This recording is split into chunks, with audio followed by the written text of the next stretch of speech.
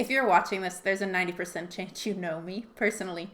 And some of my friends asked me to start a little challenge, an art challenge. So today I wanted to start off a quarantine creative challenge. And every Monday I'll post a little video with some tips, pointers, but most importantly, a prompt.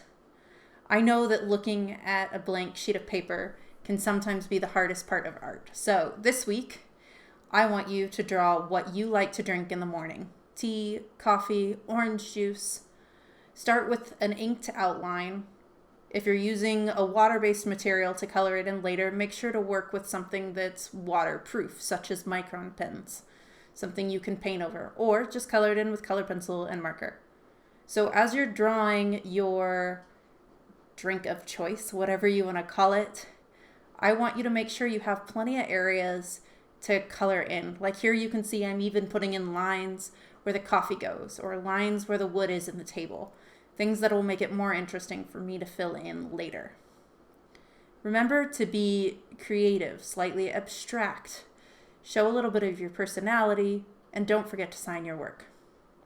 So now I'm going to take my drawing for this week, and I have tape, watercolor pencils, and a brush. I'm going to tape off a square. Notice that this is not the whole painting, and I am just going to paint inside an abstract cropped square.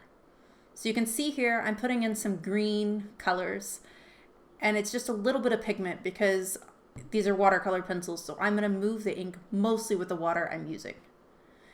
Here's another way to get some shadows is if you put a lot of your watercolor pigment towards the outside of the area you want to fill in, and you can see I'm even leaving gaps, but you can take your water and start away from the pigment and then pull the pigment out into that area, and it's going to give you these nice little shadowy effects. Now, this is a new brush I've been trying out. I do enjoy it, but it is not necessary. You can just use a regular paintbrush and a cup of water. So the goal is for this project just to be creative and colorful and to enjoy the time spending filling in the gaps that you've left in your art. You can see I've even used the watercolor pencil more as straight watercolor. I'm just grabbing the pigment from the pencil with the brush. So it's showing you that you can do this with whatever medium you want. You can use color pencils and marker, you can use crayons, oil pastels, acrylic paint, or you can do watercolor like I'm doing here. Make sure to get a good amount of colors in your color palette because you want this to be a cheery piece of work. Or if you want it to be a little more melancholy, you can stick to blues and greens and purples. If you want it to be super warm, stick to those oranges and yellows and reds. You can even see here with the letters that I'm doing green on the top of the L and I did some blue on the bottom and faded them together. Or like in this steam, there's a really deep, rich pigment in one section and then it gets really light towards the ends. Also, if you're watching this on YouTube and I'm speaking a little fast, you can always hit that speed button and change it to half speed or 3/4 speed. I know I talk fast. So once you have your whole square kind of filled in with as much pigment as you want, color pencil, whatever, we're going to do the fun part, which is going to be to remove the tape. So I'm almost there. Okay, here it goes. Now after I remove this tape, you'll see that I have painted about 2/3 of my piece of art.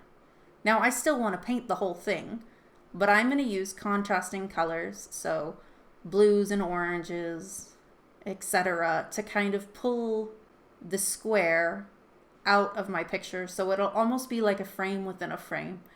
It's also going to give this a little bit more of a artistic, fun-loving feel, a little more abstract, and hopefully pull you a little bit out of your comfort zone.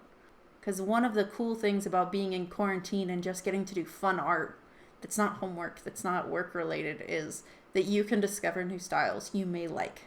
And for that tape, I used electrical tape, but you can use anything from masking tape to washi tape. But if it's very sticky and you're using a delicate paper, you might want to stick it to a pair of pants or a towel first and take it off a couple times to get rid of some of that stick. So here's another way to get some depth to the edges of your painting is you can put paint straight on the edge really thick and then kind of blend it in so you get almost a gradient effect. And now I'm going to add some splashes and we are done. So what we used in this one was just watercolor pencils, that brush we were talking about, a piece of paper, and some tape. And hopefully this gets you thinking creatively. So your prompt is to first draw something that you like to drink in the mornings. And then color it in using that tape so that you have one set of colors in the center and a different set of colors on the outside. Now I'm going to put this post up on Facebook, Instagram, Twitter, and YouTube. So please put your final work in the comments so that we can kind of share this experience together even though we're all staying home. Tell me what you think of the video and hopefully I will get a lot better at this. We're going to do it for 6 weeks and then maybe you can tell me what you think and we can either stop it there or keep on going. Have a great week and I will see you on Monday. Bye.